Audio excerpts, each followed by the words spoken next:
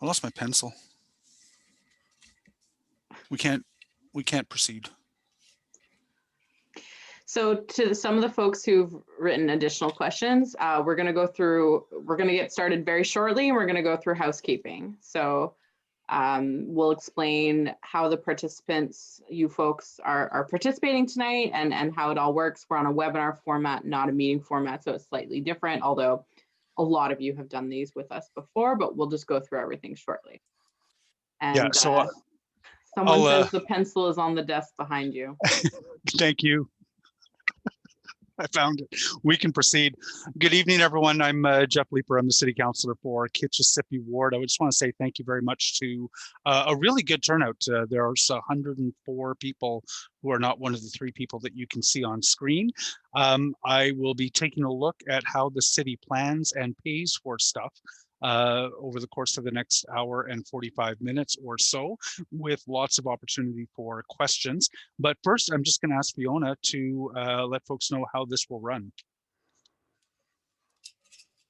Perfect. Thanks, Jeff. Hi, everyone, for joining us. A lot of our Kitchissippi folk have done these with us before, but I always think it's good due diligence, just go over everything in case someone's joining us for the first time. So we are in the webinar format tonight. So yourselves as attendees, you don't have access to video or audio. So we can't see you and no one else can see you. So you can just like sit there, sip a cocktail in your PJs and have a pleasant evening listening to Jeff. So Jeff will go through his presentation and then we'll move through a Q&A. So the way you're gonna wanna participate in the Q&A, if you're on a desktop, at the bottom of your screen, there should be a Q&A button. If you're on mobile or tablet, you may have to swipe through. I'm not 100% sure where it is on that format. When we're ready to go through the Q&A, I will bring up the questions one by one. So here is an example. Someone has asked, what would you rather fight, 100 duck-sized horses or 1 horse-sized duck? Emma or Jeff, do you want to answer? Emma, were you raising your hand there? No, I'm very curious to hear your answer. It's 1 horse-sized duck. I feel that's a lot easier to deal with, and yeah, 1 horse-sized duck, absolutely. I agree completely. Perfect. Okay, thank you for that valuable input, and thank you for that question, anonymous attendee. So you should have seen that question pop up. We've answered it live. Now I click done and it moves into an answered column. So you'll see those questions go in there as they are being read out loud. Some folks may have emailed us some questions, but we are going to go through the questions in the order that I receive them as they pop up. I will be cognizant as much as possible of the questions that we've asked and try not to ask the same question over and over again. So if we get one question, we'll answer it once, and then if I see it again later on, I'm going to omit it. Sometimes this is a pretty packed webinar, so sometimes what will happen is we'll ask a question and we'll discuss it, and then we'll move on from that topic, but you folks will ask some more questions later on, and then I get back to them like in 15 minutes or so. So just be cognizant that sometimes the conversation may flow back and forth a little bit, but if we feel like we've been over one topic, we may just move, we'll see your feedback and consider that valuable, but we may just move on from that topic because perhaps we've discussed it at length already. We also are recording this session. It will go on YouTube by Friday, most likely. On our Kitchissippi Ward YouTube page. You can email us for the link, or you can just keep hitting refresh until you see it on there. And I think that's all I have to say. Oh, the last thing, sorry. You can't chat with us, but we will be able to send you messages. And Jeff has some links tonight that we will be sending you. So you'll see those pop up in the chat. You can't chat back to us, but you'll see those there. So I've just sent a little test message. Hopefully that's popped up. And that's where we'll be putting those informative links as the webinar progresses. I think that's it for me. Thanks. Thank you, Fiona. And while I'm trying to get the presentation up, are we looking at my slideshow in full screen? Fantastic. Thank you. So I have 15 slides that I want to present this evening on how the city is planned, how we pay for things like cycling infrastructure, which is going to be my focus this evening, and other infrastructure through the city's planning processes. This started about really just 4 weeks ago. A resident asked me to have a conversation about how bike lanes and other cycling infrastructure are paid for, but how bike lanes and other infrastructure are paid for is the same as anything that gets paid for in the city virtually. And I think sometimes there is a feeling that maybe the city does its planning ad hoc, or that there's no link between, say, the transportation department and the planning department and the environment department with respect to water and sewers. And I wanted to see if I could give a sense of how actually elegant city planning is from top to bottom, from the time we have the big governance structures to putting shovels in the ground and delivering services. I do need to say two things before I start, though, which is, first, I don't speak for the city. I don't work for the city of Ottawa, I can't speak for them. Some of what I say this evening may be inaccurate, because I am also not an expert in any of this. I do have the benefit of 6 years of having been on city council. I take a keen interest in the mechanisms that we have at city council to accomplish what residents want us to accomplish. But you are undoubtedly going to have questions that delve deeper into the weeds than I am expert in. I am really happy to take follow-up questions by emails, and over the space of a couple of weeks, see if I can get you some more answers. But this evening, I really wanted to sort of run through city planning from top to bottom so that I could convey how the different plans and policies are linked. And so, and sorry, I need to move. Oh, you know what? I'll use my favorite copy. So my goal this evening is, in 15 slides, to familiarize residents with how Ottawa is planned. I'm going to be pointing to texts, and keep your eye on the chat as we go, where Fiona is going to post some of the documents that I'm talking about. And those policies and plans and laws constrain City Council, as well as create opportunities for it. And I'm hoping that for those of you who are advocates, I can give you some sense of, when your advocacy is most needed, and where it can be most effective. I think one of the high level things I'd like to convey this evening as well is that some decisions are going to be literally years in the making, from the point where provincial policy changes, and then our official plan changes, and then master plans are created, development charges are collected, to the point where a city budget actually starts to allocate those funds, something is procured, and shovels go in the ground. Sometimes things can be a matter of a couple of weeks. It's a big spectrum, and at every step of the way, politicians are making decisions. We can't do whatever we want. There is quasi-judicial and judicial oversight of what City Council does, of what Queen's Park does, of what Parliament Hill does. But the decisions are all ultimately political.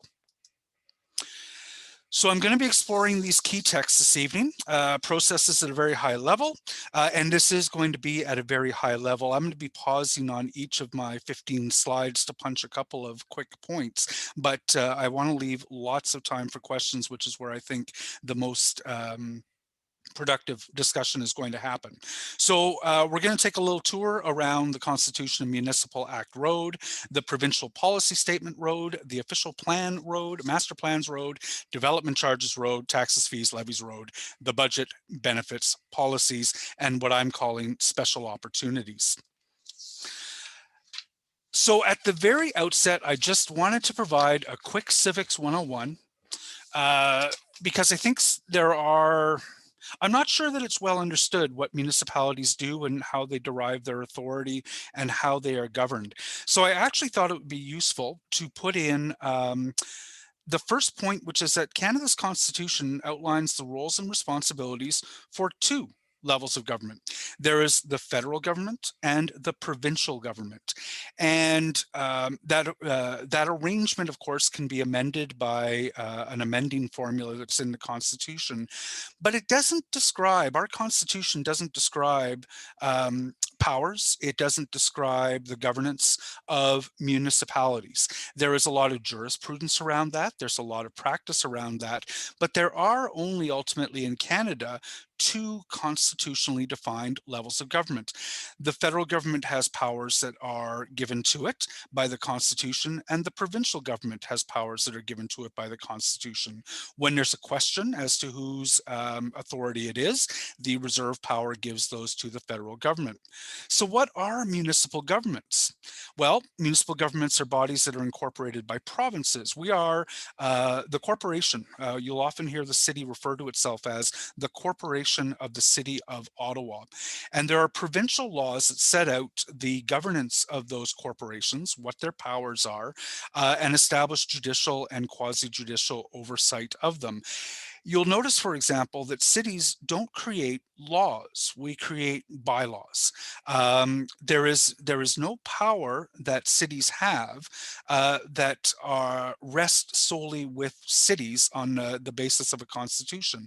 The powers that cities have are given to them by by the provincial government. In Ontario, the governance of cities is generally addressed by the Municipal Act.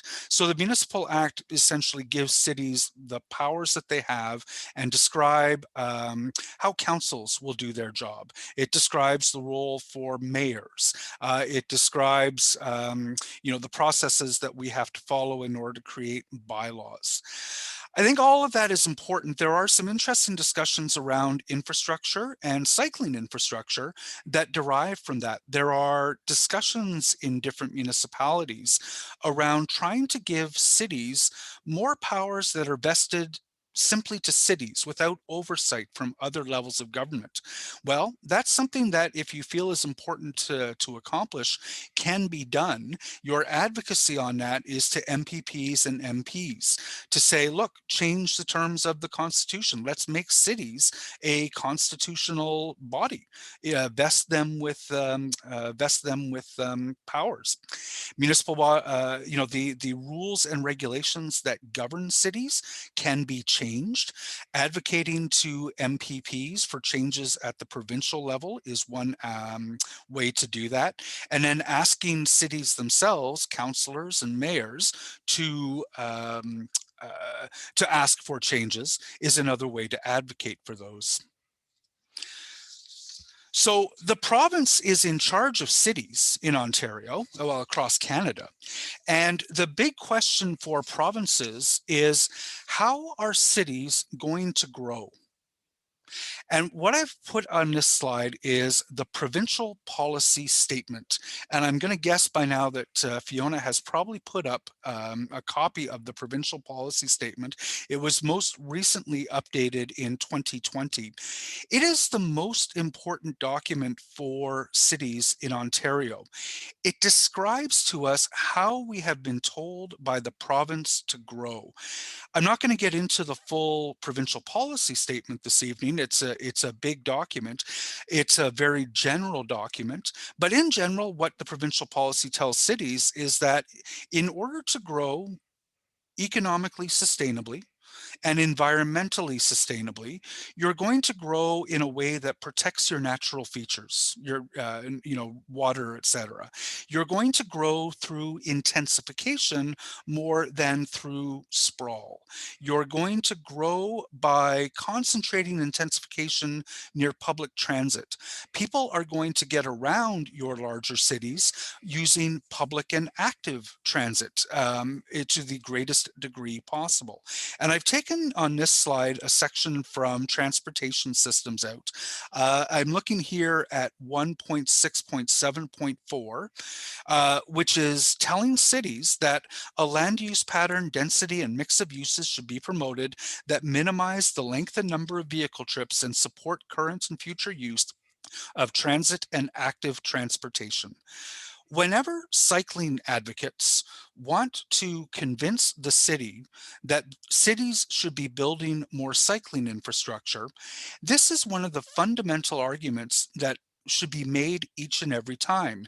You need cycling infrastructure in order to encourage cycling, in order to grow in a fashion that has been dictated to you by the province. For virtually everything that residents might want, every piece of infrastructure that residents might want, there is probably something in the provincial policy statement that directs city in one direction or another, whether that is dealing with our wastewater, with our parks, with our forests, with transportation infrastructure, with where tall buildings are allowed. The provincial policy statement is one of the first documents to which you should look for direction from the province. It's usually high level, and it's usually subject to interpretation, but it is one of the most important statements that is out there. So then we move to the official plan. Well, what does the provincial policy statement mean in the Ottawa context? So we have an obligation, as do municipalities right across the province, to create, an official plan. I'm going to go back one slide for a second. Oh, now I've done it. I'm way out. I'm going to show my navigator. Forgive me, I'm not used to doing these. 5. So the provincial policy statement, every 5 years, the provincial policy statement roughly is refreshed, and it is important for you as residents of a municipality to advocate with the province for direction to cities that you feel is most appropriate to building a city that is environmentally and economically sustainable. When it comes up for consultation, I know I put that in my newsletter. It can be hard to see when it does come up. So groups like Bike Ottawa and Ecology Ottawa, Green Space Alliance are generally keeping their eyes on the provincial policy to see when the consultations come up for the PPS.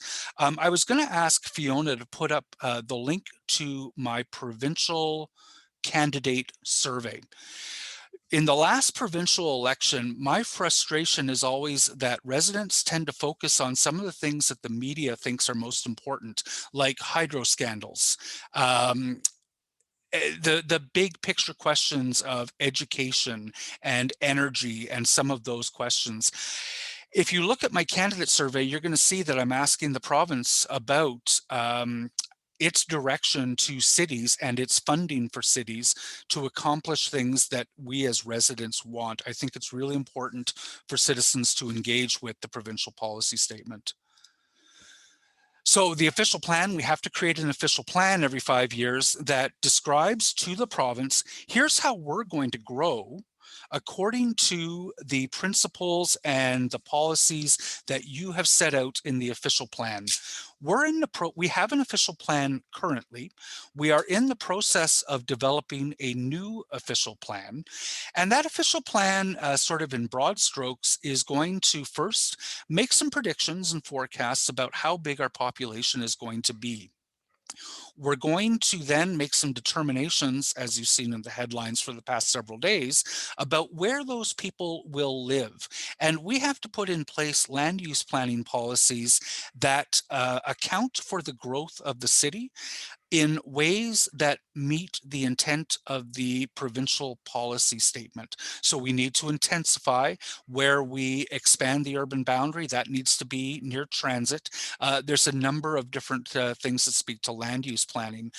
The official plan will also speak to how we expect people to move around. One of the things that you will see in our new draft official plan is that we are suggesting that we're going to put in place policies that ensure that by 2046, a majority of trips around the city will be by active and public transit.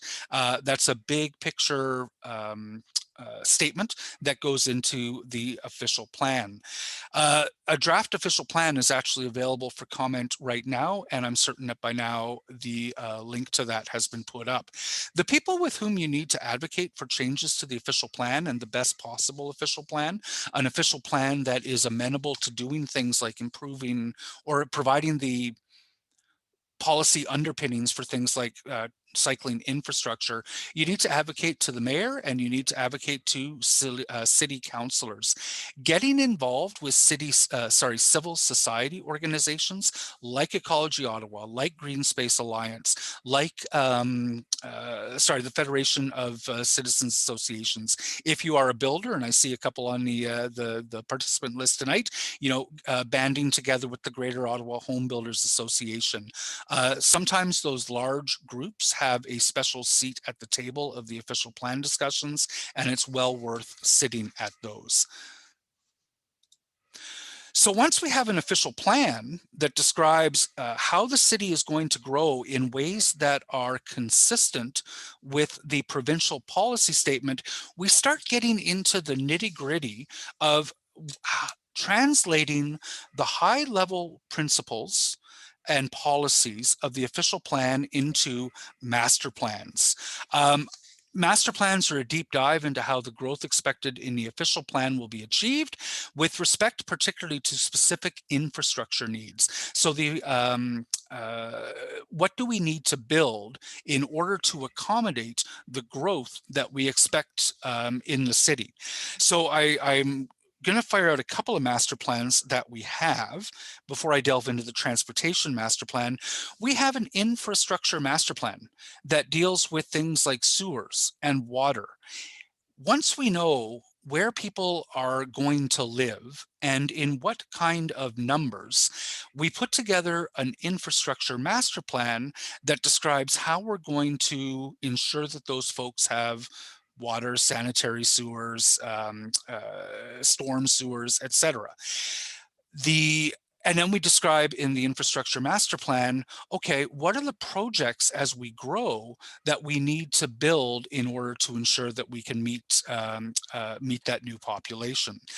The transportation master plan, for those of you who are here because of the cycling, and aren't we all, is probably the really important one. We are currently working on an update of our transportation master plan concurrently with developing our update for the official plan. The transportation master plan is going to support the growth patterns that are set out in the official plan by describing the necessary networks and high-level policies. It will enumerate the capital projects necessary to achieve targets that will be eligible to be funded through development charges. It is a lens through which policies will be developed. So it's in our transportation master plan that we describe the networks that we will need to have in place in order to make sure that people can get around. It will describe our targets for how we want people to get around. And remember, the official plan is setting out that target that we want most trips to be active or public transportation by 2046. And it will describe the capital projects that need to be built. Now, here's an area where I am on somewhat shaky ground. In past, those transportation projects have tended to be new roads and wider roads in order to accommodate suburban growth. I believe the opportunity the next time we do a transportation master plan is to describe cycling networks and infrastructure that we need in order to support growth and to make those eligible for the next slide, development charges. But the transportation master plan starts to create the policy basis upon which we're going to look at cycling and other transportation infrastructure spending, as well as identifying capital projects that are required in order to deal with growth. Because the growth creates development charges. And here's where I don't know if our master of development charges, Gary Baker, is on the line. I'm going to try to describe development charges as simply as I can so as not to get into trouble with him. Development charges fund municipal capital projects that are required to support growth. It is extremely constrained by provincial statute. We don't have the ability to collect development charges for whatever we want. There is a Development Charges Act that describes what we can collect development charges for, the methodologies for determining those, and caps on them. But essentially, the principle of development charges is that growth is supposed to pay for growth on the capital side. So where we need to build new roads, where we need to build new fire stations, where we need to buy more books for the libraries, where we need to put in place new sewers and water, all of that infrastructure that is required as the city grows is supposed to be paid for by the new development that houses that new growth. In general, a development charge, once it's calculated, is charged to a builder who builds a home, and the builders invariably pass that development charge on to the home buyer. There are categories of development charge, hard and soft. And the critical one to understand is the level of service approach and formula. Development charges are intended to pay for what we need to accommodate growth. They are not intended to pay for improvement of things. So this is the development charge. I can never do this. This is the development charge background study. And in it, you will see described what are the current levels of service for, I believe it's the past 10 years, and sorry, someone will correct me if I'm wrong on that. If you calculate an existing level of service that the residents of Ottawa have, and growth requires, and the growth also requires that same level of service, what do you need to invest in order to ensure that everyone continues to have the same level of service that they have historically? And I think the one that's probably easiest to understand when I go through the development charge background study is books in libraries. You know what? Every resident of Ottawa is served by a certain number of books in our library. And if we grow our city by 25% more people, we need 25% more books. And those books have a certain cost associated with them. So we need X number of dollars in order to buy that required number of books to keep up with the historical level of service. And then when you take that when you take that charge, it's going to cost $2 million to buy the required number of books. You divide that by the 400,000 new homes that you're going to have, and you wind up with a development charge of $5 or $50 or whatever that number is. That becomes part of the development charge. I know our head planner, when he took a look at my presentation, he was very keen that I make that point. Development charges don't pay for improvement; they pay to maintain a level of service. Development charges are paid on a citywide basis for things that are citywide, like transit and affordable housing. There are development charges that are specific to inside the Greenbelt. We tend to need, for example, inside the Greenbelt, less new sewer infrastructure, for example, than outside the Greenbelt, and you have two different charges. And then we wrap all that up into a development charge bylaw that lasts for about 5 years, that describes how much new developments are going to be charged per door in order to ensure an historical level of service is maintained across the capital investments that are eligible for it. So, and I'm sorry, I'm taking longer than I wanted here, but we're going to go down taxes, fees, and levies road. So cities have several different sources of revenue. In Ontario, municipalities are empowered to collect taxes based on the value of property with the power to create tax levels for different classes of property.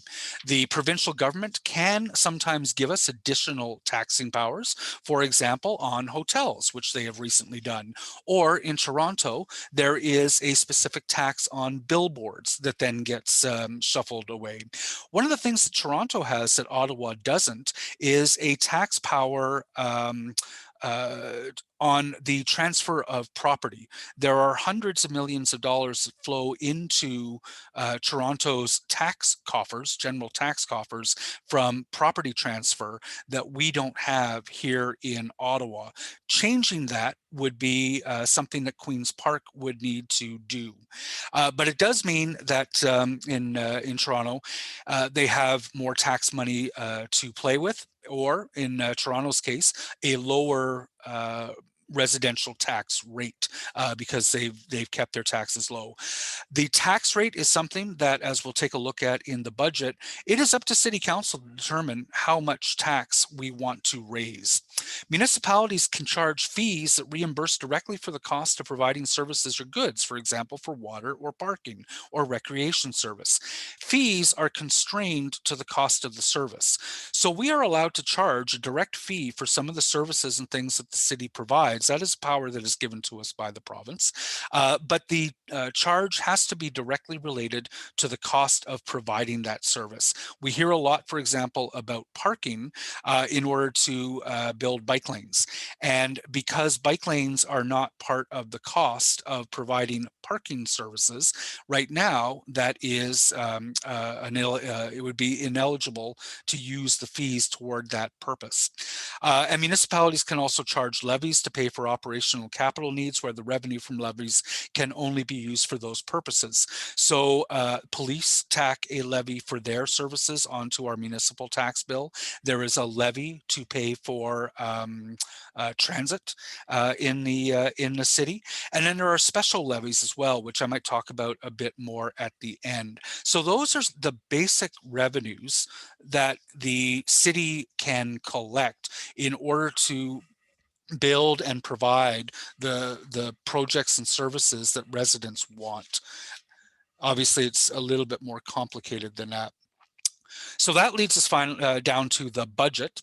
Once a year, the city determines a budget of how much it wants to spend and how it is going to pay for all that. Oh, sorry, I just want to make sure I didn't miss anything. Yeah, perfect. So this is where the rubber hits the road, so to speak. A municipality in Ontario cannot propose a budget that has an operational deficit. Our borrowing is constrained to capital spending with both provincial and self-imposed debt caps. There is a long-range financial plan, and there is an asset management plan. After arbitrated wages, debt repayment, the allocations of fees, levies, development charges, and contributions to their specific purchase, we actually, I was told early in my time in office, we are actually only playing with about $60 million. That is truly discretionary. All that money that comes in from development charges looks very impressive on paper, but it can only be used for the projects that have been defined in the Transportation Master Plan and in the development charges bylaw, where we receive millions of dollars in fees from parks and recreation services. Those have to be used for parks and recreation services. The total cost of expenses to be paid from taxes is calculated and allocated to taxpayers according to the value of their property. So when we talk about a 3% tax increase, we're not actually proposing that your taxes will go up by 3%. What we are saying is that we're going to collect 3% more in taxes than we did the year prior.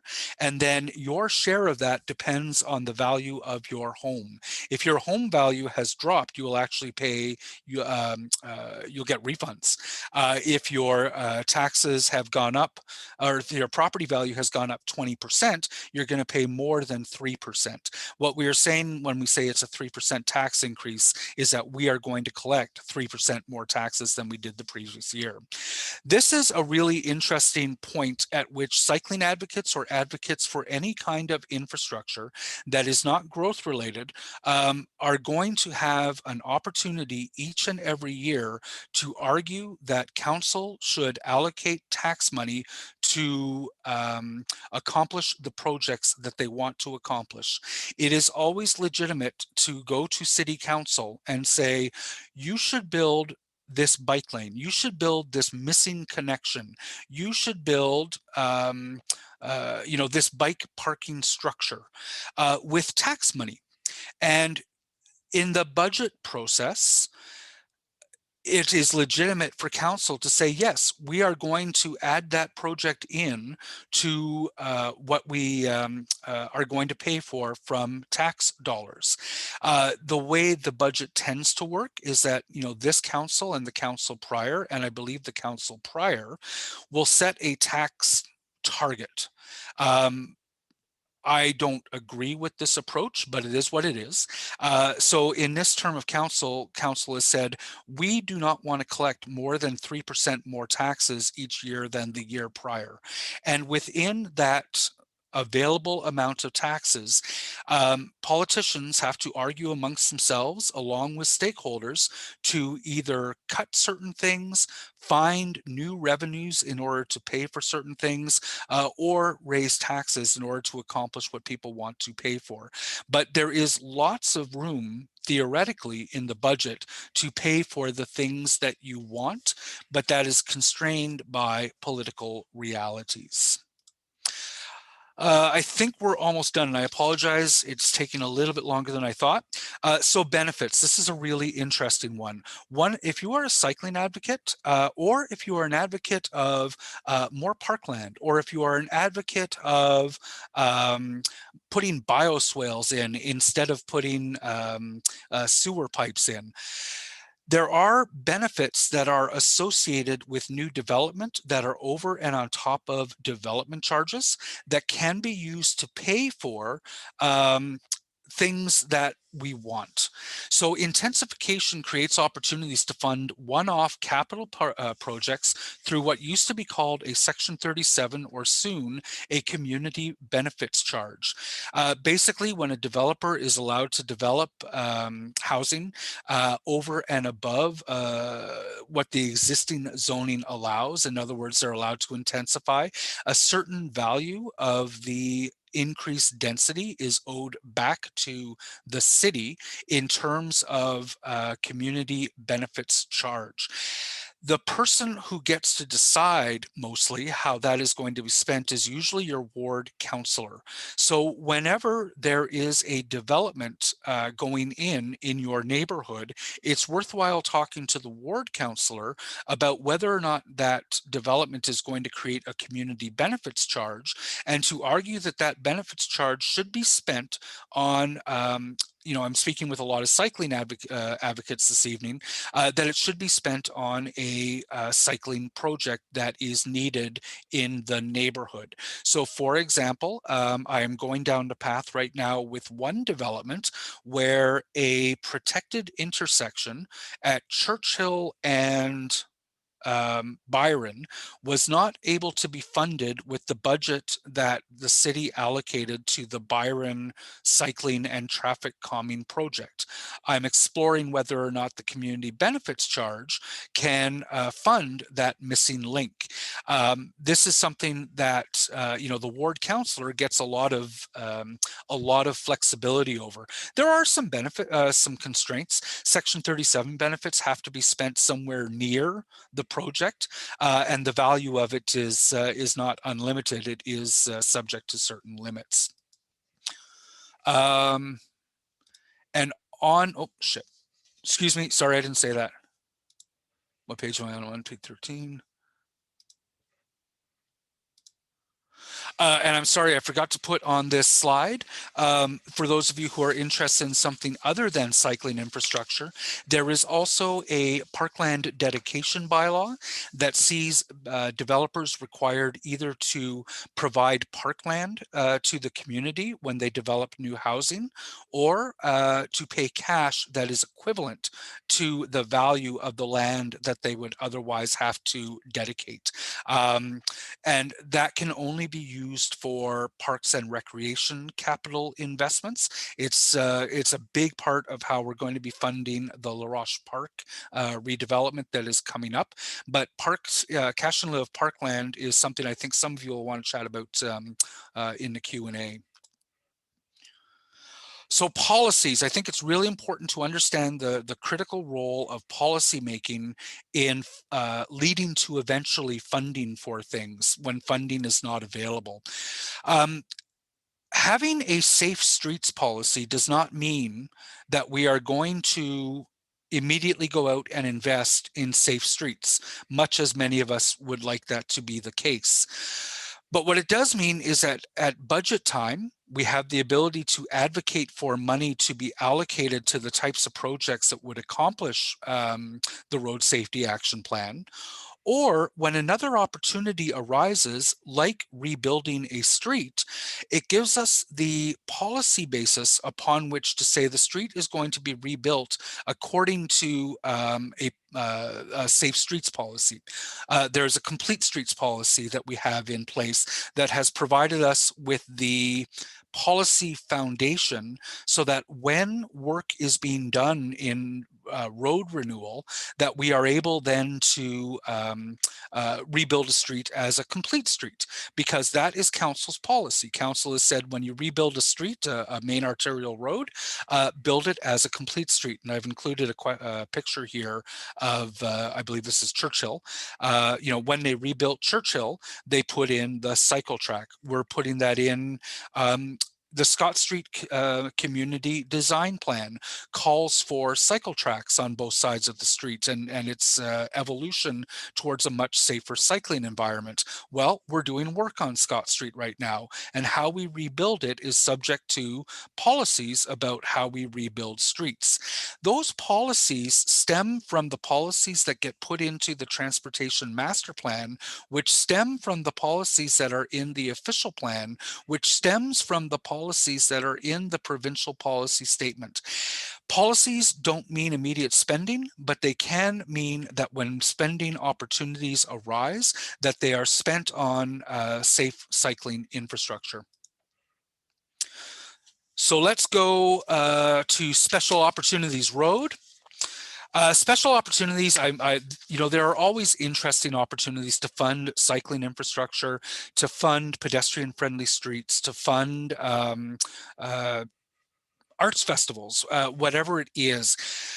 Stimulus and one-off funding can accelerate projects that are on the books. It is always worthwhile having plans for cycling infrastructure on the books and ready to go, so that when the province or the federal government are ready to start spending some money on infrastructure in order to provide economic stimulus, that you've got a project that is ready to go.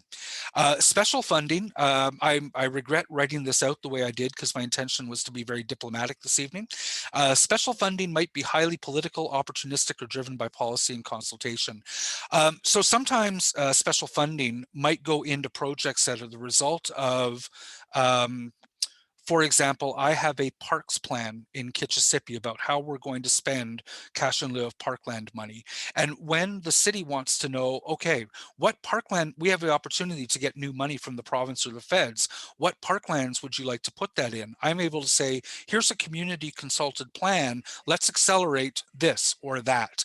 Sometimes, and I've got a picture here of the Flora Bridge, it can be the result of a political will to get something done.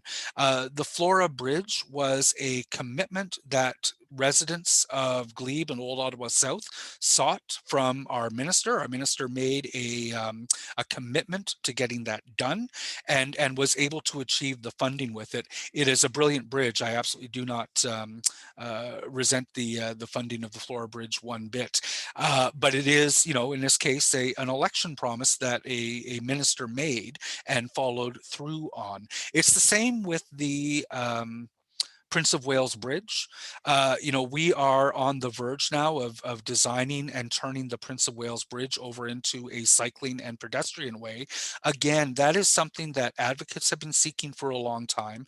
They have sought commitments from city councilors, from ministers, from the mayor to get that project done.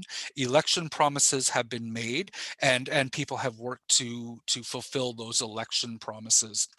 I also have a point here: development, infrastructure, and site planning can create opportunities. When a big new development is going in near you, there is the opportunity in the site plan to make cycling improvements, to make parkland improvements, to make public realm improvements. One of the things that you know, we've been doing slowly but surely is there's no funding at the moment to build the entire west side Trillium multi-use path. A number of us worked to make sure that the bridge rebuilds would accommodate that, but there's no funding to actually build it. But as the different buildings go in, we have been asking each of those developers to contribute their part of that eventual full-length western multi-use path. The fact that they are digging the land up and building something is important. And again, this is something where you need to have a plan that is written down somewhere that says, yes, we are going to have a western west side multi-use path running along the other side of the Trillium, so you can show it to the developer and say, you can develop this land, but keep in mind, you know, we are not going to allow anything that doesn't that interferes with this eventual network connection. And if we need some of the land from you in order to do it, we have a plan that justifies making sure that we get that done. There is also the opportunity for ongoing funding. One of the really exciting things under the previous provincial government was the cap and trade program that created a funding source for municipal cycling infrastructure. Councillors right across Ontario who are interested in cycling issues were able to advocate for a stream from the Wynne government.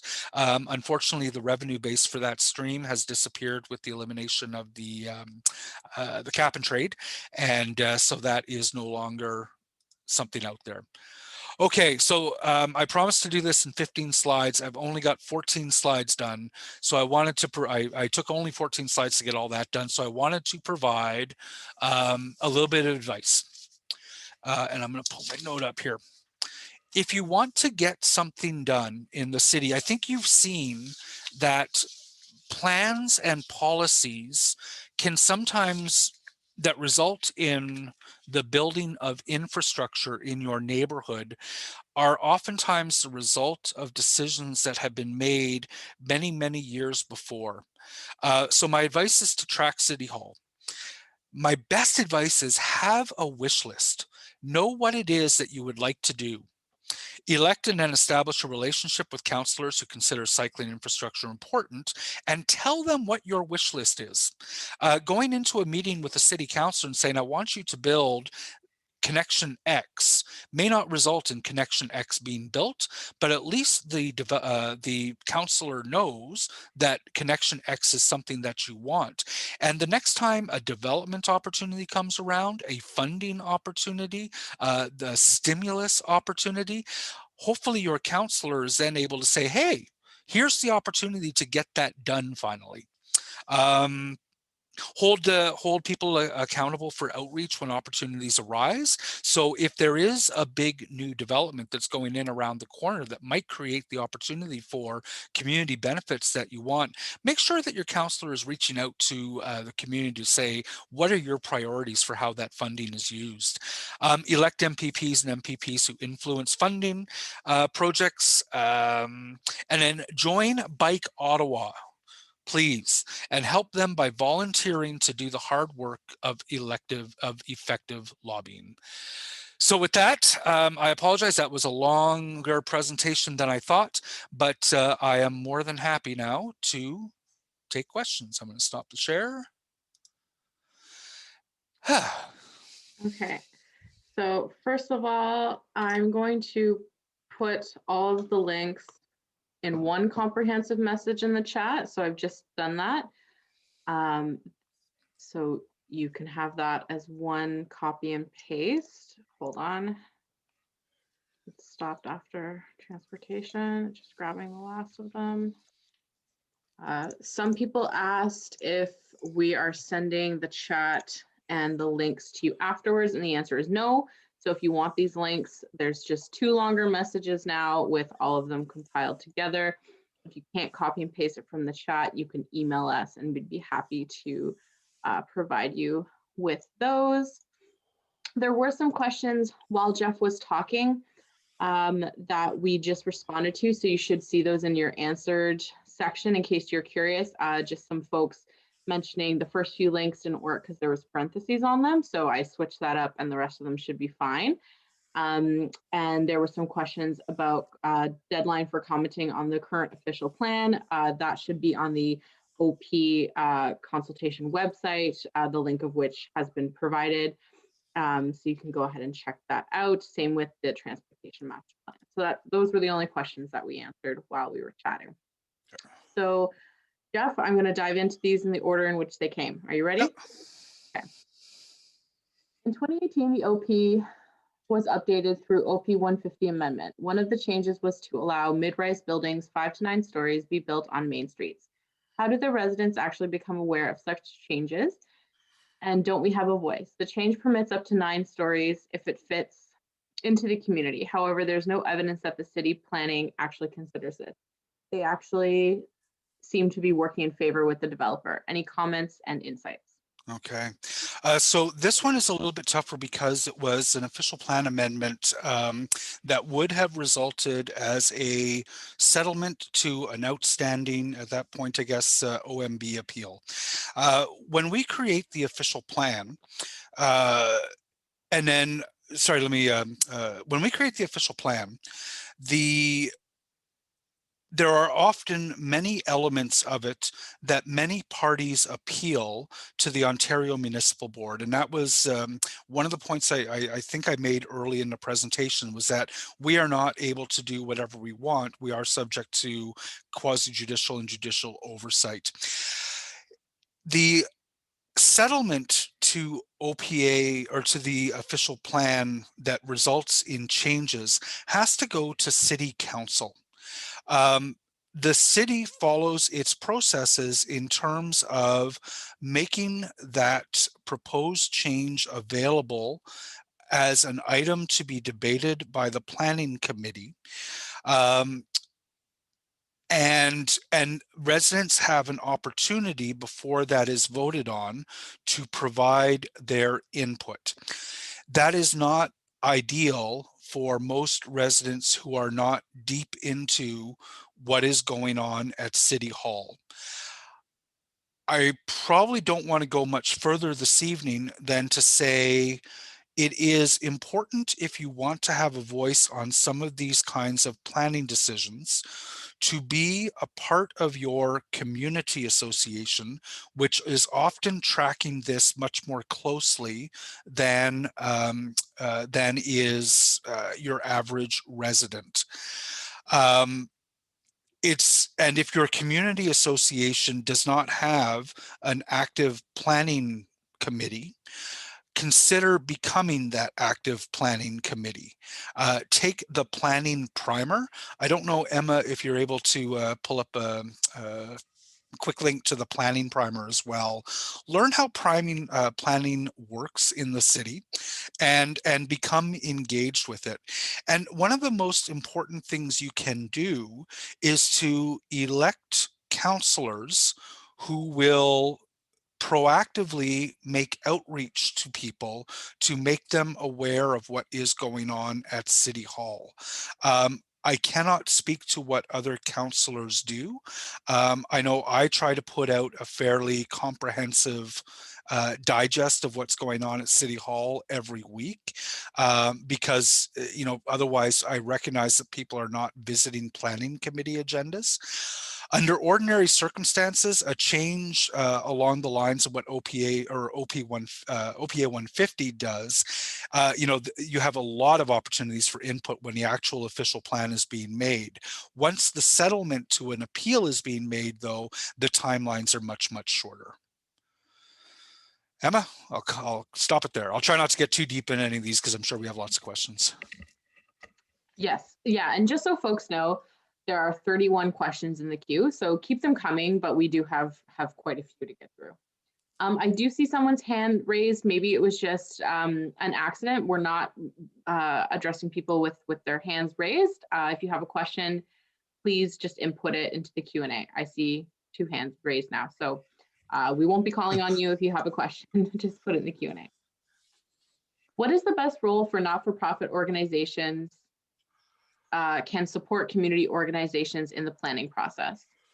Role of not-for-profit organizations to support community organizations. Okay, so this one is, I'm going to take community organizations to mean those who advocate directly with City Hall, which would include organizations like Bike Ottawa. It would include organizations like Ecology Ottawa, as well as community associations. I think not-for-profit associations best contribution that they can make is to let civil society, the other parts of civil society that are active advocates before City Hall, know what they want. If your community association, which can often represent, you know, a fairly narrow part of your demographics or whatever in the neighborhood, you know, make sure that they're aware of what renters need, what those who have accessibility needs want, what those who are fighting racism in your community need.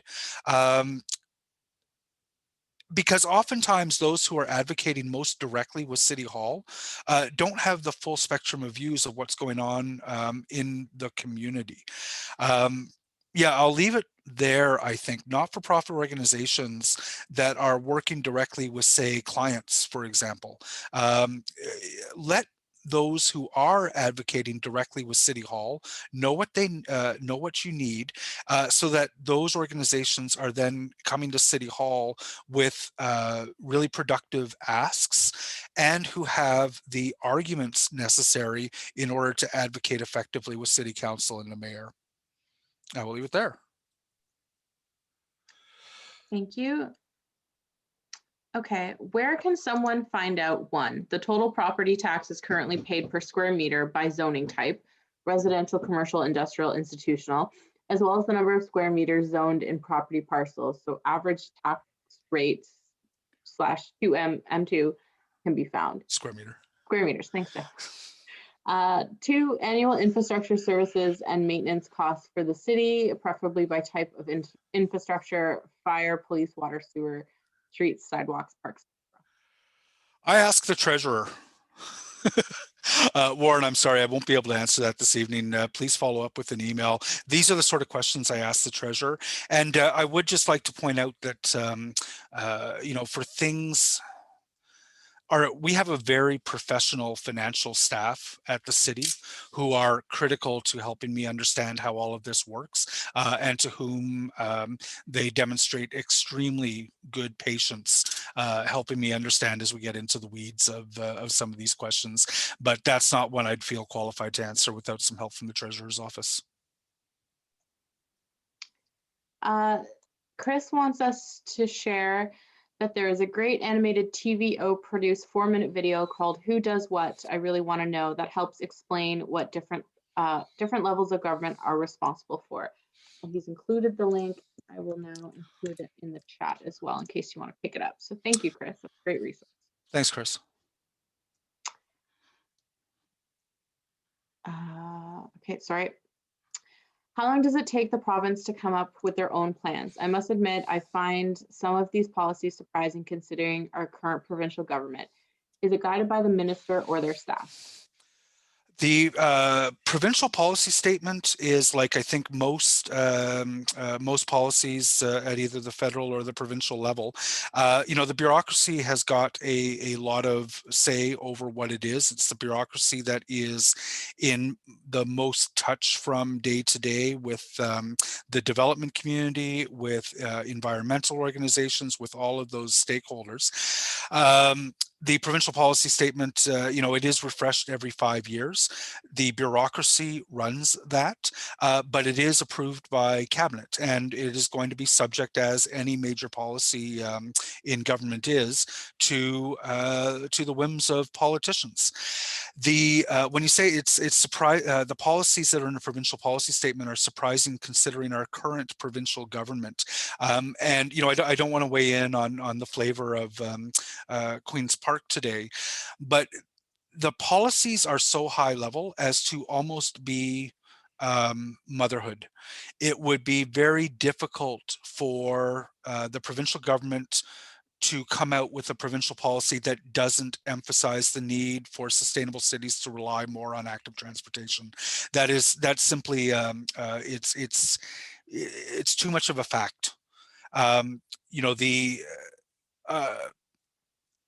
What I'm going to suggest is that for the most part, some of these policies, like the ones that I copied, are going to be motherhood issues for any government, whatever flavor, red or blue, moving forward. How they're interpreted, how the minister interprets disputes over their interpretation, how the LPAT interprets disputes over their interpretation is a different matter. But the statements themselves from the provincial policy statement will tend to be what most of us who are relatively progressive on city building issues consider to be the appropriate direction each and every time. It would be really difficult. Ottawa would have to go we would have to essentially say we are going to rely entirely on the private automobile, and we are going to grow by offering lots and lots of single family homes with no intensification and no public transit for us to actually fall afoul of the provincial policy statement. That's a discussion, though, that it's going to come up again in 2025, 2026 when the province takes another look at it. Thank you. Why does the City of Toronto have its own Municipal Act? What advantages/disadvantages does this have? Can the City of Ottawa do the same? That's a good question, and I'm sorry, I don't know the history of why the City of Toronto has its own Municipal Act. I'm going to guess that because of some of the interrelationships with the various different regions over there, it's at the heart of Ontario's economy, at the heart of the transportation networks with Pearson Airport, et cetera, et cetera. I suspect that at some point a provincial government determined that it was going to be appropriate. There are probably a number of you on this call this evening who can help me fill me in on that. The advantages of having your own municipal act is a bit more autonomy. I have never seen anything I have never seen in my time in 6 years an issue where I wound up saying, gee, I wish I had our own municipal act. I do often say I wish the City of Ottawa had this power, but that power isn't necessarily tied to having a specific act. Yeah, I'll leave it there. Can the City of Ottawa do the same? If that were something that was desirable, everything is theoretically possible. It would probably start with identifying, what the advantages of it are, who the stakeholders are who are going to benefit, getting City Council on board to say this is something that we would like to pursue, and then having the City of Ottawa somehow convince Queen's Park that that is something that they should work on and move forward with. Next question. Okay. Where does the city strategy sit, and should it not integrate all plans? The OP is the OP is housing and transportation. Does not include environment, really aspirational. It is plan that is building plan and transportation plan, not healthy neighborhood plan. It's a really important perspective. And something that I struggle with is that the provincial policy statement and the official plan, as I think I've probably emphasized a number of times, and our master plans are documents about how do we grow economically and environmentally sustainable. They're not documents that describe necessarily how Ottawa is going to be an environmentally sustainable city overall. There are statements in the official plan about things like trying to mitigate our climate greenhouse gas impacts. There are going to be statements in there about trying to evolve away from fossil fuels. The meat of it, though, is not necessarily in the official plan. So when you get to the point of actually planning neighborhoods, now the rubber really hits the road. We have statements that say we should grow in a way that is environmentally sustainable. We have statements in the official plan that say the city should be environmentally sustainable. Now in the discussions about how we are actually going to develop neighborhoods with the tools that we have, which are often just zoning tools, it is up to the various different stakeholders to argue that we are developing more concrete plans, master plans, secondary plans, zoning rules that either do or don't accomplish stakeholders' priorities.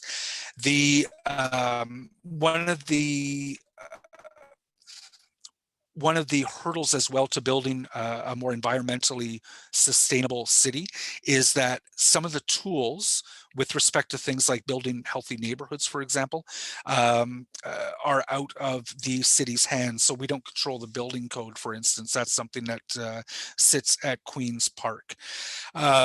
We couldn't I'm trying to think of some of the progressive transportation solutions that, we would probably need provincial approval in order to be able to do. What we can do at the city is we zone and we can build infrastructure. And I think, we're at a point as a city where in all of those discussions, we are almost always talking about greenhouse gas and climate implications, but we do need to be constantly pushed by residents and by civil society on that. But an official plan is not a plan for it is not a plan for building a sustainable city.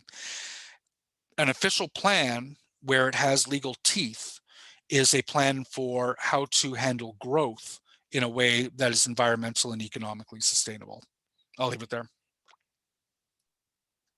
Thank you.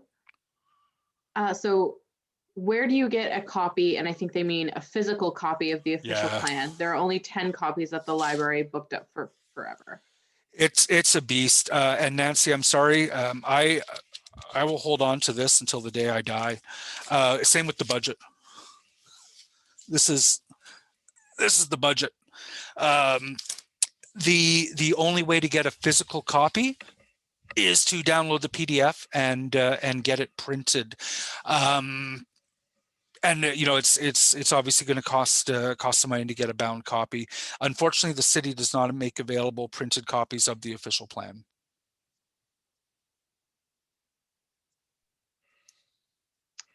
Okay. Can we make good long-term choices with just 5-year official plans? Interesting. So the official plan actually has more of a 25-year outlook. It's just that we refresh it every 5 years. Our growth management strategy, for example, which is obviously the subject of considerable headlines right now, is a 25-year growth management plan. Where are people going to live? When we take a look at water, wastewater infrastructure requirements, we're looking at, again, I think it's tens of years. When we're looking at the in our comprehensive asset management, we are looking at assumptions around, this infrastructure is going to last for 25 years. This infrastructure is going to last for 70. It's just that we refresh the official plan every 5 years, which I think is great. You don't just make a plan and then 25 years later say, oh, that didn't work. We have the opportunity at every 5 years to take a look at our progress towards meeting it, and to add, to change the way we look at some of the choices that we made 5 years prior.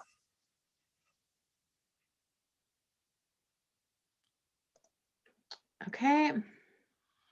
Why do secondary plans seem not to be respected when the whole of council votes on the official plan? What legal standing does a secondary plan have? Great question, and something I talk about very frequently, obviously. Where a secondary plan meets the intent and the law or the words of the official plan, it actually has significant legal standing. In our ward, we have, for example, the Wellington West secondary plan, which was done, I don't know, 4 years ago. 6-7 years ago. That secondary plan was developed in full understanding of the arrival of LRT, and it is still a defensible plan.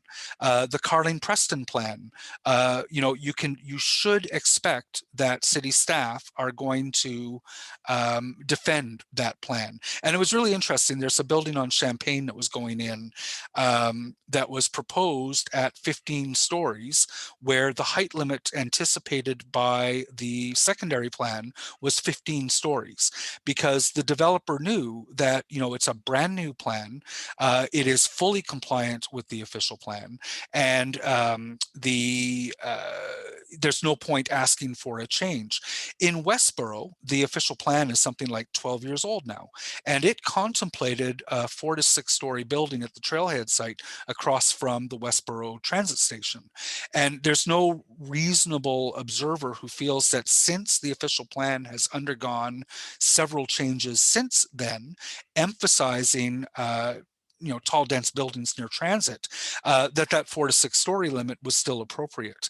The problem is we didn't update the secondary plan to say, okay, in light of new official plan policies, in light of the arrival of LRT, what is the appropriate height? I would have been very happy at Trailhead to see 12 to 15 stories, but unfortunately it got, and sorry, Fiona has to remind me every time, but I'm assuming it's like 4,000. I think it was a 22 story, and everything that's going in now along Scott Street is 26 stories. Secondary plans, to the extent that they adhere to the official plan, are legally defensible. Where an official plan changes in a significant way and the secondary plan is not updated, the secondary plan becomes significantly less helpful at providing defensible guidance with respect to future development. Thank you.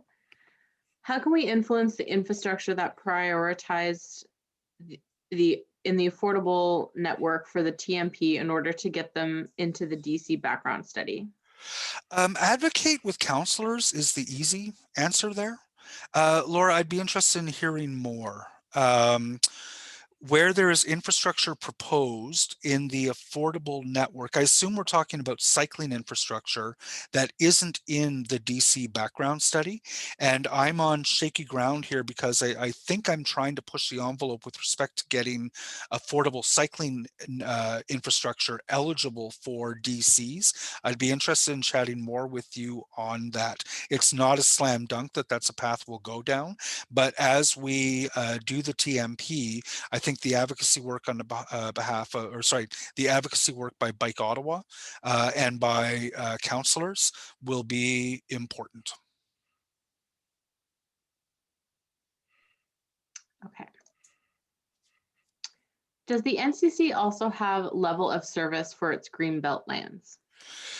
And I'm sorry, that may be one I have to follow up with by email. Does the NCC have level of service for its greenbelt lands? I'm going to suggest no. I mean, the greenbelt is not really intended to be developed or to change very much. What the NCC does have is a capital lands master plan that describes the evolution and the future of the various different lands that it has. I don't know if Fiona or if, Emma will be able to pull that up quickly, but the NCC has its own set of master plans. But level of service is a growth related concept. And, you know, I don't think we're not going to see people living in the Greenbelt for hopefully a very, very, very long time. Growth, all folk weighted as one, children, infants, new Canadians. So our growth projections we tend to use sort of a middle of the road projection from the various options that StatsCan creates. So Statistics Canada develops growth scenarios for Canadian municipal CMAs. To talk about how many people will be, you know, what the demographic makeup of a city will be, how many people, and then we work with the middle of the road scenario is I think what we normally go with, which is, you know, is absolutely prudent. So if you want to take a look at the growth management strategy that we passed in May, I voted against it, but it's you know, that's where how many people live in the city and what will their housing needs be. That's where those projections are that you can explore in more detail. So we assume that, you know, we're going to have to house X number of families. We are assuming a certain immigration rate. We're assuming a certain number of, you know, younger couples who are renting. There's a lot of work that goes into creating a fairly sophisticated understanding of what our population is going to look like, and that gets updated as well. So we take a long-term view of that with relatively frequent check-ins about how that's doing. The pandemic, for example, is an interesting wrinkle in our growth management strategy, in that, you know, I don't think we're seeing a lot of immigration into the city right now. Immigration is going to be one of the main ways in which our population grows, and what that means for our future intensification is a big question. Okay. Who drafts these various plans? Is it city staff or is it external consultants? How much input do councillors have in the drafting process? Fantastic sausage making question.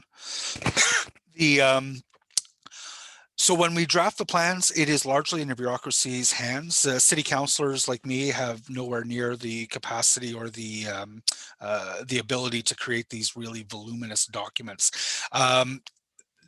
For many of our plans, city staff do a lot of the works, but they also do hire external consultants to look at, you know, particularly things like growth forecasts, or if there are engineering studies that require a particular study.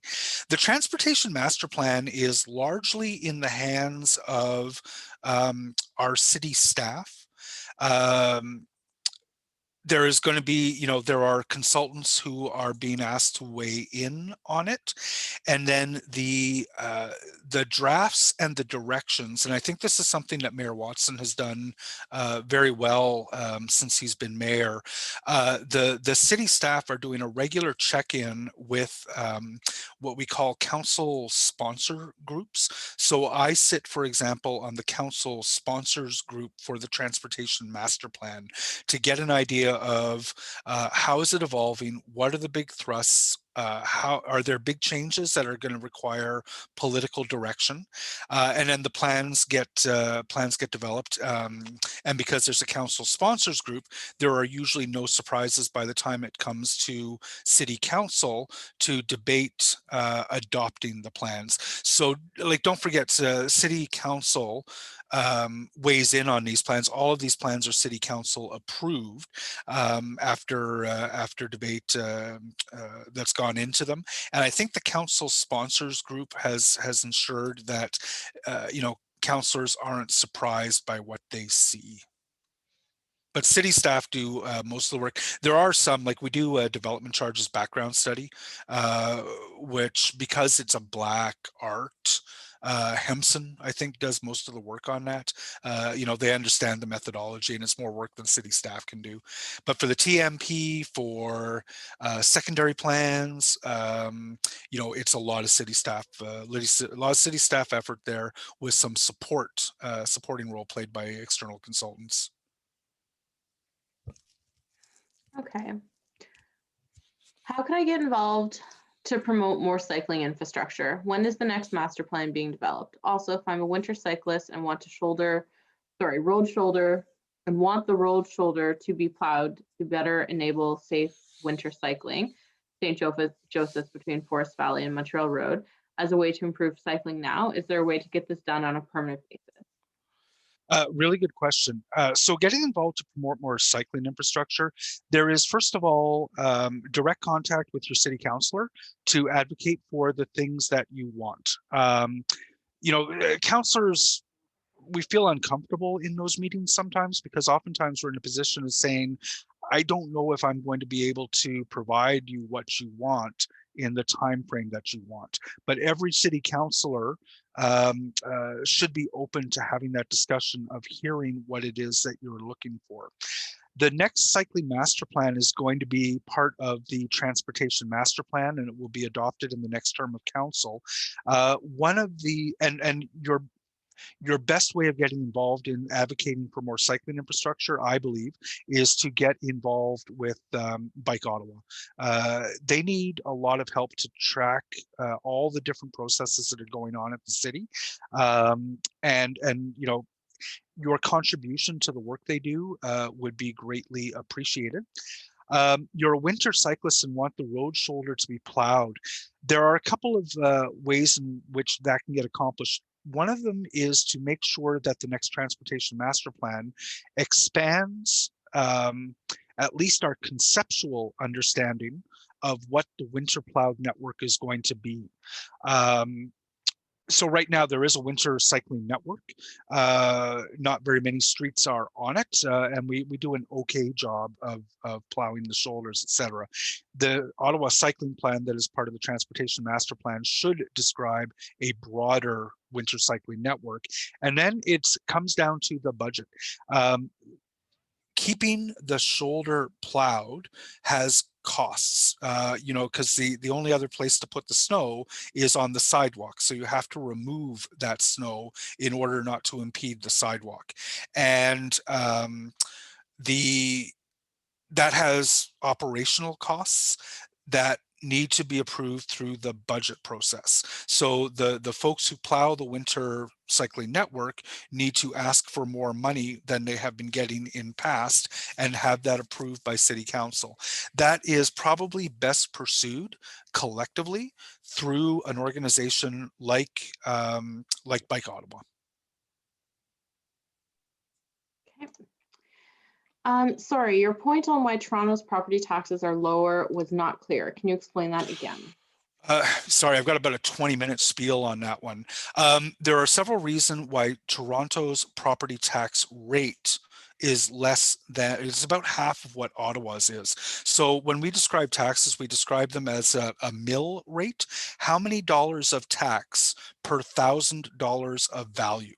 And in Toronto, they charge half the dollars of tax per $1,000 of value than we do in Ottawa, for a couple of key reasons. First, the property values in Toronto are, you know, roughly double what they are in Ottawa.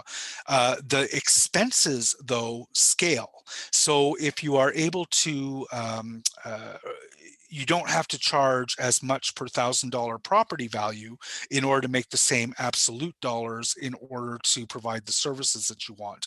One of the big things that Toronto has going for it as well is that they are able to bring a lot more of the tax revenue they need in from the commercial sector. It's been a couple of years since I looked at it, but at one point the difference was that in Ottawa, we were collecting 1/3 of the taxes we need from the commercial sector. In Toronto, it's 45. The commercial sector doesn't necessarily require greater expenditure, and so you're able to keep the tax burden on the residential sector down in terms of that mill rate.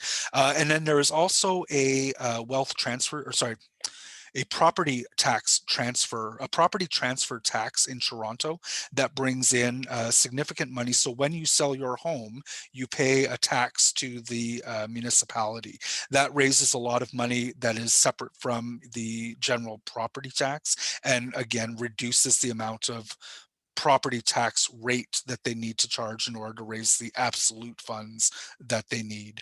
We get this every year. The Fraser Institute puts out a comparison of the mill rates, and it's frustrating to those of us who understand that no, Toronto's property taxes, it's not because we're spending a whole lot of money.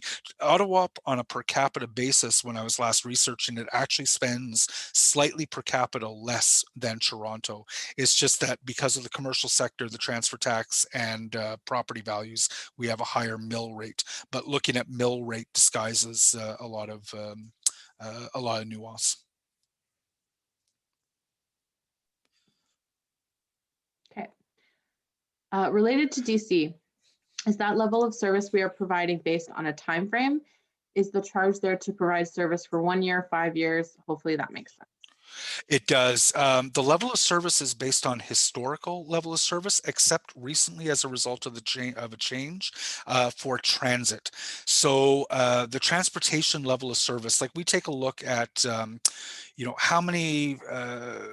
how congested are the roads typically, and how much do you need to widen the roads in order to deal with that congestion? It's some old school shit on that. But anyways,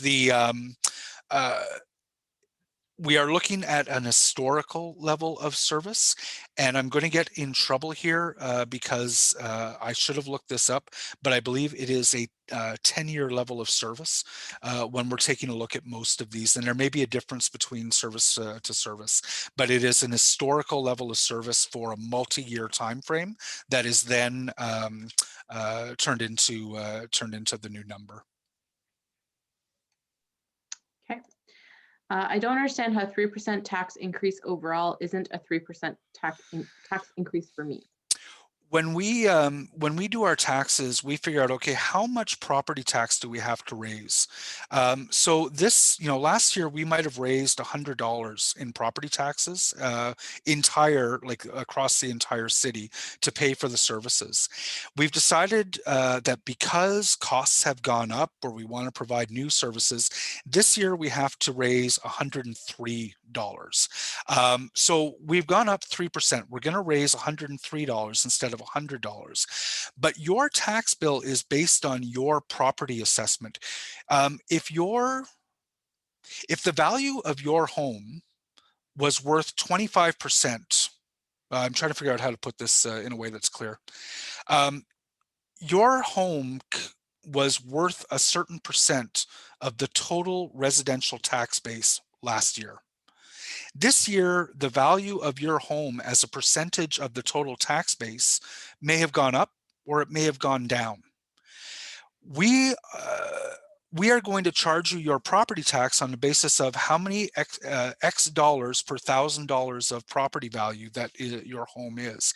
If your home has increased in value by 25%, and we are going to charge you a mill rate that stays the same, your taxes go up by 25%. I have a chart somewhere that shows exactly how that's done, but it's because When we tell you what the tax increase is, it's not a increase in the tax rate. It's an increase in how much we are raising in taxes in total. And your share of that is related to the relative change in property value of your home. I'll try to leave it there, and email me if that wasn't clear. Sorry. Do all CBCs collected in the ward stay in the ward, or is some of it decided by other for citywide projects? Yeah, good question, Roland. Community benefits charges replace Section 37. So it is a community benefit related to intensification that has a certain monetary value and has to be put into some kind of a capital project. And the capital project that is the community benefit has to be close to the development. So I couldn't use, the community benefits charge from something in Hintonburg to accomplish something in Westboro. It would have to be in Hintonburg. It would have to be something that passes a smell test of, yeah, you know what, the impact of this building is on this neighborhood, and the mitigation measure or the improvement has to be in that same area. So all of the CBCs will go into a neighborhood improvement, not even a ward-wide improvement, a neighborhood improvement that is different from cash in lieu of parkland, where the developer has to dedicate a certain amount of parkland or pay cash in its stead. 60% of the funds that are collected when they pay cash go into a ward fund. 40% of those funds go into a citywide parks fund. So in recent years, the citywide portion of cash in lieu of parkland has paid for Mooney's Bay, and I think it's paid for Lansdowne Park, maybe a couple of others. Okay. Is the community benefits charge levied as a standard practice or only when there is a project pending funding? So the community benefits charges, and I want to be careful because the Section 37 that we have been using for the entire time I've been office is changing over to this new community benefits charge. But generally speaking, it is only applied when a development is getting a increase in the allowed density. So if somebody builds something that is according to the zoning that is currently in place, they won't be required to pay a community benefits charge. And I believe the new community benefits charges are only going to now start applying to larger buildings. I will be careful because I don't want to pass on any inaccuracies there, but no, it is not a standard practice for every single development. It's just that in Kitchissippi, we tend to see them applied because so many of our developments are large increases in zoning or large increases in density versus the existing zoning. Okay. Does the city have to calculate land/property tax based purely on land value? Can the city establish other ways to calculate based purely on the housing market, like cost of service received? We can't. So again, this is one of those things that the province has told us how we're going to calculate land, the property tax. They've established an arm's length body, the Municipal Property Assessment Corporation, that assesses your home's property value, and we have the power from the province to tax according to that value. There's a long discussion to be had as to whether other systems would be preferable, but that is the tool that has been given to us by the province. Okay. How large average number of square blocks is the nexus within which a project must be implemented with funding under the community benefits charge? It's not defined. The OMB put out a ruling, I want to say 10 years ago. Some developer had challenged a Section 37 charge, and the OMB said there had to be a quote unquote nexus. So, I think people are reasonable. I have not yet proposed a Section 37 spend that anybody has blinked at. My goal when I'm negotiating these is to ensure that the benefit charge benefits the people who are most impacted by a large development. I'm going to skip Chris's question. It's just a little too long. Chris, send me your question by email. I'd be happy to. Okay, there was one ahead of that. Okay. What is the status of the arts infrastructure funding? I remember that there used to be a 1% of funding that went to arts projects in the area of the infrastructure upgrades. We still have that. So in a large capital project like a sewer rebuild, there is still 1% that goes into the arts. Not every project triggers it, but any of the big renewals do. Okay, perfect. Is the cash in lieu of parklands still going to be a thing? We read somewhere that it was ending. No, and as it turns out, the city pushed back, and I think other municipalities across Ontario pushed back. The parkland dedication bylaw is untouched. Yeah. CDPs don't seem to be worth the paper they are written on. Developers seem to be allowed to ignore them. So I think I addressed that earlier, where a secondary plan, which is the actual zoning that comes, or the zoning document that comes out of a CDP, a community design plan, where those are up to date, they are defensible. Where they have not been updated to reflect the most current official plan, they are significantly less defensible. This question is, could you briefly touch on secondary plans and CDPs? Yeah, so I just want to say CDPs, community design plans, and secondary plans are two different things. And I touched on the Scott Street one earlier. The community design plan will be broader. And it will, the legal document that most of us look at is the actual, how big are the buildings going to be allowed to be, which is a secondary plan. But where the CDP does things like describe, hey, here's some cycling infrastructure that would be useful, or here's how we'd like to see this main street evolve in terms of being a complete street. It can be very helpful in CDPs to describe that, so that when a funding opportunity comes around, the plans are in place that support the cycling infrastructure that can often be controversial and opposed by some.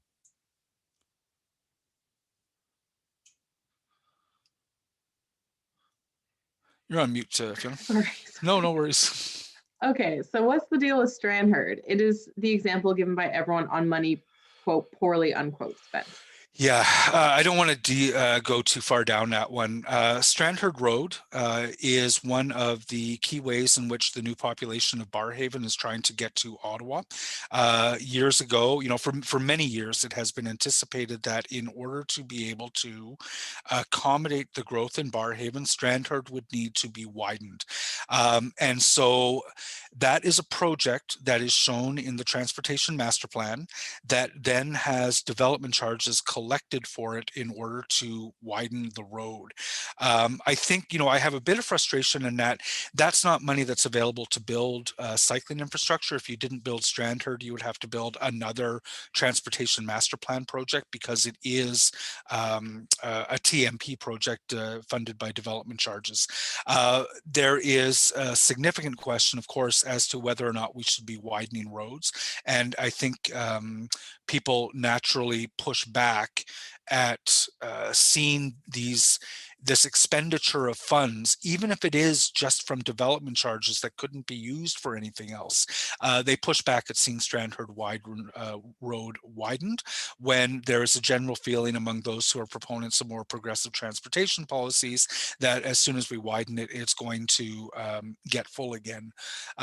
So the people who have bought homes out there have paid a share toward the widening of Strandherd, which, to be fair, includes cycling infrastructure, and it will include transit infrastructure. So, all those folks have paid a share towards widening it. But once it gets identified as a TMP project, it's hard to stop that train. Sorry, I don't want to. That's a bad metaphor. Stop that path. Whoa. You know what I mean? I'll move on. Jeff, I just want to check in. Are we taking questions until 8:45? You know what? Are you okay if we go till 9? Yep, that's fine. Okay. So just so folks know, there's 35 questions in the queue at the moment. We won't get to all of them, obviously. Is the 2006 Green Master Plan relevant to planning and zoning decisions? If not, what are the most current planning documents relevant to the creation of green space and parks? Okay, so Roy, I'm actually going to defer probably to, I'm not sure I can answer that expertly. The Green Space Master Plan tends to speak to the natural heritage features and corridors and connections on a region-wide basis that we need to protect. And it tends to come into play most when we're talking about suburban development and where new suburbs can be built. The current green space master plan is as far as I know the most current one, and it's not being updated. There is a new parks and recreation master plan that is being consulted on right now, and I know Fiona has put the link up to that. One of the things that it will start with is an inventory of park space per person, and when that, I think I am expecting that when that is published, we're going to see that Kitchissippi Ward is, we're deficient in the amount of municipal green space. The question always is, when you include the NCC space, the SJAM and Hampton Park, we start to see a wealth of green space in the neighborhood. But strictly speaking, in our neighborhood, there is not enough municipal green space, but that is being worked on right now.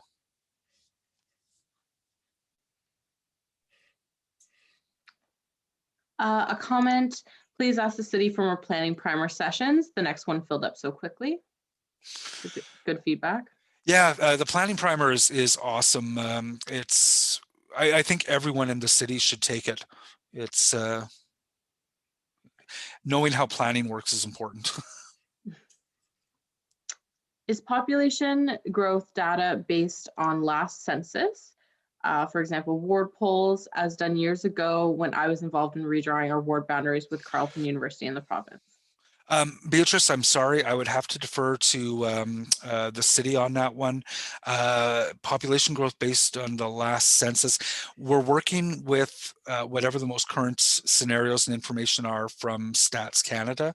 And I don't know if that's necessarily based on the last census or if we're working on projections from the last census. But if you write to me, I can ask Royce Fu, who's our numbers person on that one. Okay. So this person is asking if they understood correctly. The official plan serves as a guide, and the master plans, transportation, green space, etc., contain policy to put into effect the goals of the official plan. Otherwise, without policy, the official plan is a vision that can't turn into reality. Yeah, you know what, Marie, I think that is largely correct. It is a guide.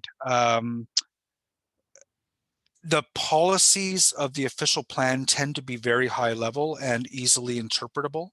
Master plans start to make those much more specific.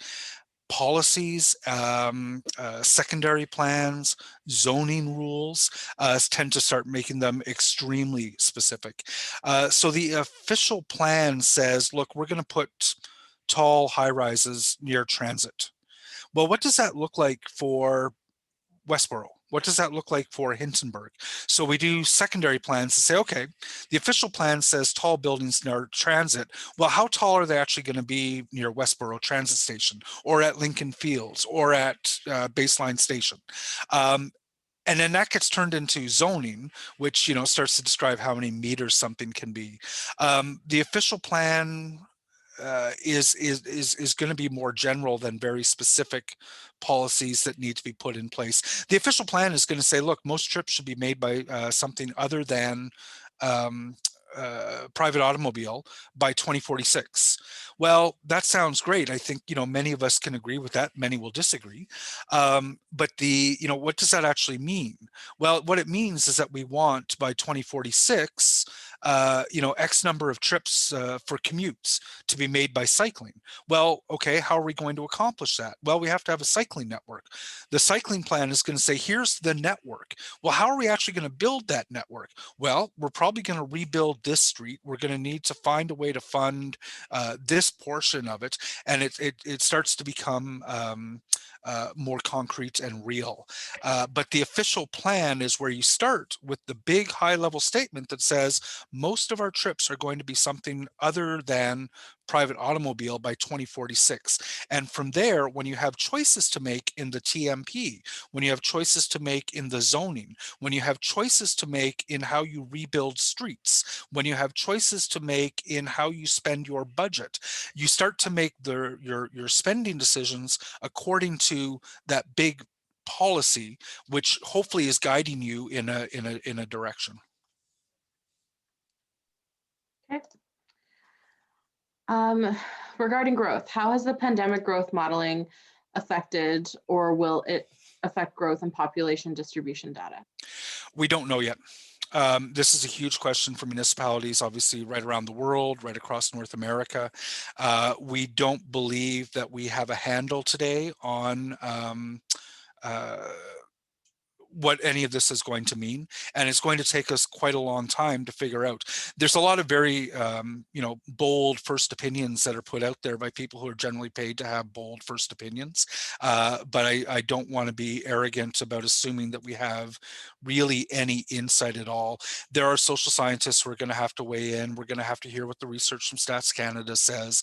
Let's let the people who are experts do the work, the academic work that they need to do in order to be able to give us some prudent understanding of what's going to happen next. Okay, 2 parts. So what are some current opportunities in influencing the official plan? How can people get more involved with this process? And then the question below says, transportation master plan for the above question. That was something else for Grant. So the anonymous question, what are current opportunities in influencing the official plan? Your best bet is to talk to your counselor about who from your neighborhood is most involved. Community associations are extremely active on this. And if you are a renter, if you are younger, if you are lower income earning, if you are a transit user or cyclist, I would urge you to get involved and make your voice heard at your community association. Because sometimes I think there is, community associations tend to be very attractive for people who are maybe a little older, better off, more privileged, higher income earning, property owners. And right now, those are some of the voices that are being heard the most on behalf of residents in the discussions that are going on.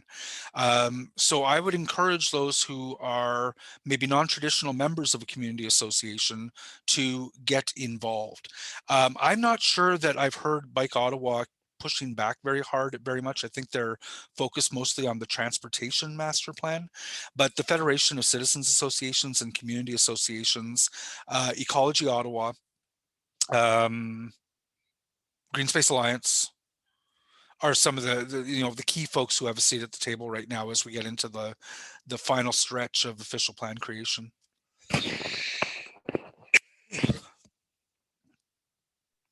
Okay.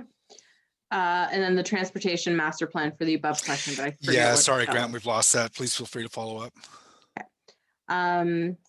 Okay. According to Jennifer Keys-Matt, former chief planner of the City of Toronto, 75% of new houses built in the last decade in Canada occurred in sprawling communities. In light of the increasing interest in cities around the world in the 15-minute neighborhood, this seems very backward. What are the top 1 to 3 reasons that this is still happening? The city has a responsibility to demonstrate to the province, and this is written right into the provincial policy statement, that we have a 15-year supply of land available that is sufficient to meet the population needs that we forecast. And I've got, Adrienne, a number of blog posts on this. The decision about how we're going to accommodate those 400,000 new people that we think we're going to need to is a decision that is up to City Council based on the recommendations of staff. And staff have said Market demand is going to lead, right now, a lot of new Canadians, especially, who are moving to our city want to buy single family homes. And the only place that they can afford to buy single family homes is in sprawling suburbs, further and further afield from the downtown. For those of us who are in Kitchissippi Ward, there are very few people can afford our single family homes.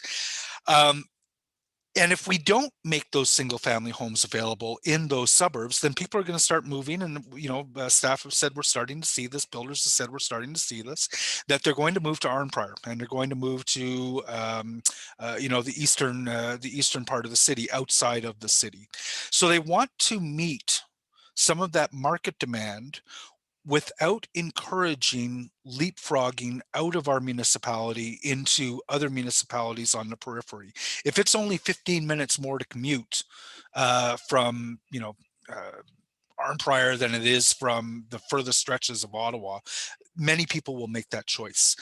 They have also said that we cannot accommodate intensification to, like a number of us argued, look, just do it all through intensification. Staff recommended to council, and council took the advice that, in fact, if you rely on everything being intensification, it simply won't happen, because the pushback to intensification is just too fierce to allow for intensification.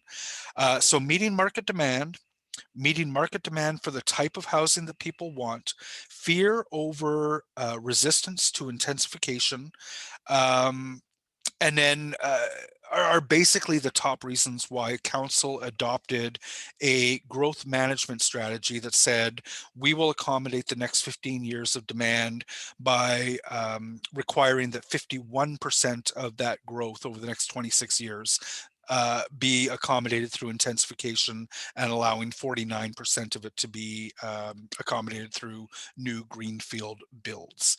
I could get more political than that, but I won't. Okay. 2 comments on going back to the Toronto conversation. So regarding the Toronto own Municipal Act, likely historically grandfathered, someone was saying, and someone else is saying Toronto Charter was created in 2007. Sorry. We've got a few of these. Maybe just provide some of those as links, and we'll get one more question. Okay. Sorry, I don't know what link you want me to provide. You can let me know. Will neighborhood infrastructure sewers be studied before intensification occurs? Some neighborhoods are already at capacity or beyond and are slotted for huge intensification. Yeah, and yes, the answer is neighborhood infrastructure is taken into account. There are studies every single time a development goes in. The engineer has to sign off that the existing sewers can handle it. Mihailo, if there's a particular concern on a particular street that you have, please let me know. But no, intensification won't be allowed in neighborhoods where the sewers can't handle it, and where the city wants to see intensification of those neighborhoods, it has to study through the infrastructure master plan the servicing that is required in order to enable that, and then charge the development charges that are required in order to build the upgrades to allow it. But in some neighborhoods, you may well get to a point where, yeah, the sewers can't handle it anymore, and without some sort of an upgrade that would be the subject of the infrastructure master plan, you just can't intensify them. Okay. The draft OP emphasizes 15-minute neighborhoods as priority for future planning. Please comment on how to achieve this. Question, Sheila. Sheila Perry is heavily involved with the Federation of Citizens Associations, or at least used to be. I haven't seen her name in a while, Sheila. I hope you're well. The draft OP emphasizes 15-minute neighborhoods as priority for future planning. So, the city actually has limited tools in order to achieve 15-minute neighborhoods. I live in a 15-minute neighborhood, and it is, you know, in Hintonburg, because we have, you know, probably the best transit in the city. We have a really vibrant Main Street. We are dense. Lots of people live in a small area that supports, you know, some really exciting, fun businesses and necessary businesses. I don't know how you use zoning to recreate what Hintonburg already has. I love 15-minute neighborhoods. I'm a huge proponent of them. But when I take a look at the city's tools for actually achieving them, it's not entirely clear to me how we do it. Density is a big part of it. You know, if you have Lincoln Fields, and you have a new LRT station going in, and you have the opportunity to create a big, dense, new mixed-use community in the area.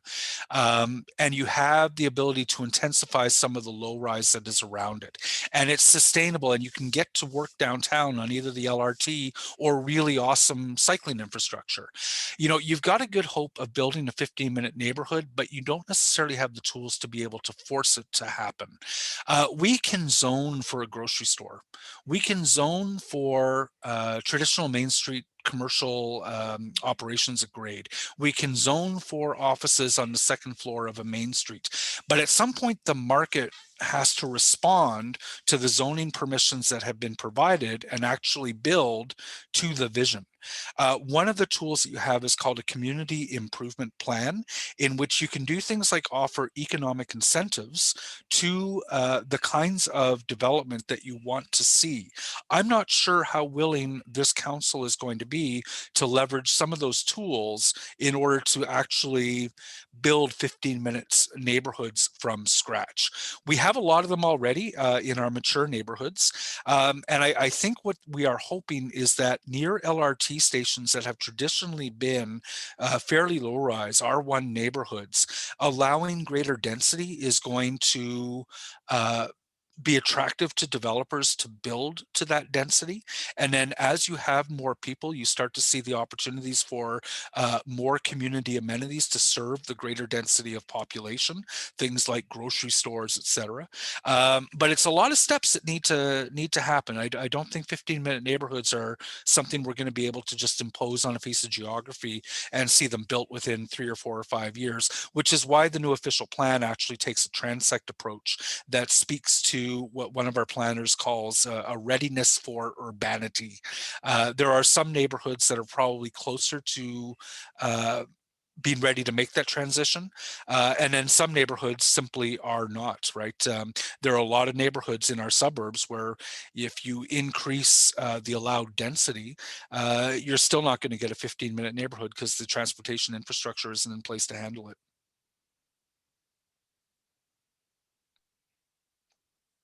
Okay.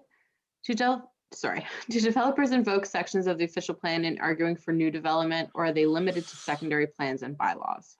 No, it's actually I took a deliberate approach in my presentation structure this evening. If you take a look at what they call the planning rationale for any new development, you will see oftentimes a consulting firm named Foten will write up a planning rationale about why the city's policies and plans allow the development and allow the rezoning that they're seeking. And it starts with the provincial policy statement.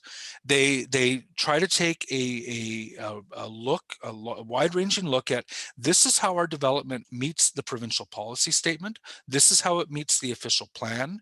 This is how it meets the secondary plan that is in place. This is how it meets some of the planning policies and priorities that we have that I didn't talk about this evening because they're more land use planning. But yeah, they absolutely take a look at the official plan in arguing for new development, and it's the lens through which we as City Council have to look when we are voting on whether or not to allow something, because we know that if we refuse an application that legitimately meets with what the our own official plan says, that it will be challenged to the local planning appeal tribunal, oftentimes with a loss, with money down the drain in terms of legal proceedings here at the city. So Jeff, you have 4 minutes left. Do you want to maybe pick some questions that are catching your eye? Yeah. I'm going to stay away from land use planning. I know it's obviously a huge topic, but I really wanted to talk about funding. Where does the city plan its social infrastructure? For example, what is the plan for allocating resources for social amenities by community? Where do we contribute to plans to reduce poverty, to increase high school graduation, assist at-risk families to get employment, reduce youth crime? So a lot of this is not stuff that is necessarily planned for in master plans. Some of it is not necessarily the city's responsibility. It's a good question. And ultimately,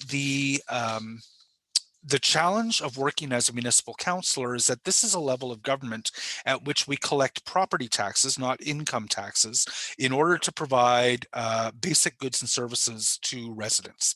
As we start to get into social infrastructure, we are going out of what many residents themselves consider to be the mandate for the city. There are other levels of government that collect income taxes and then redistribute income taxes across social spending programs.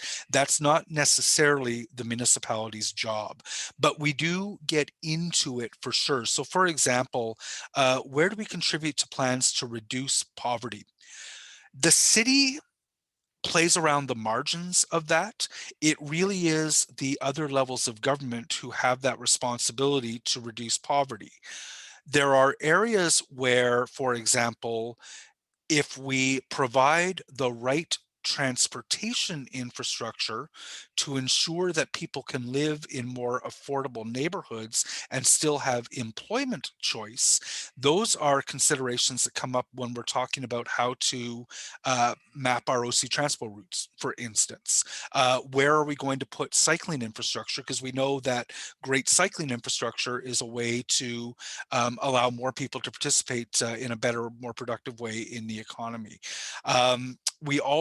But we don't run a lot of programs to do job training, right? There are other levels of government that do that. We do have a responsibility downloaded to us to provide affordable housing. We struggle with that, and it's a long discussion to get too far deep into it. Increasing high school graduation, I don't think that you'll find certainly this city council or very many other councils consider it a municipal role to do better education outcomes. We'd be very interested in hearing that certain types of city planning can encourage better educational outcomes, and listen to those arguments when we're doing zoning decisions. But again, we're not a redistributive level of government. We collect property taxes to provide goods and services. Assisting at-risk families to get employment, reduce youth crime. We can try through our zoning to build communities that are foster community connection. We can try to ensure that there are recreational opportunities available firmly within the municipal mandate. But a lot of the questions that you're asking around social infrastructure are actually very controversial among councillors in terms of what they believe the city's job is to do. Sorry, I will leave it there. I'm just going to try to find. There was a couple of questions here on council sponsors group, quasi-official, elected, nominated, and then a second question, where do we find out which councillor is on which master plan sponsors group? Just ask your councillor. I'm not sure. You can go through the committee reports and the council reports to try to find some of that. I don't recommend trying. You'll go nuts. When council approves a study, it generally also approves the creation of a council sponsors group and approves the constitution of that group in terms of who sits on it.